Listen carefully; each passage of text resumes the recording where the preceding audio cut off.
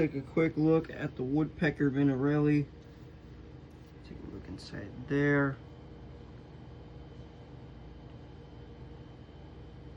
No scuffing really.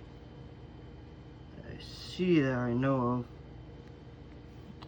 See something right there.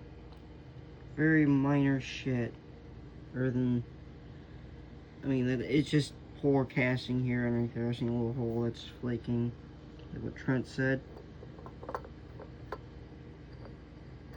Ring's a little bit loose on this piston here. I'm not exactly sure where the clip is for the crank, but it's my first window piston. Twin hole. Take a look.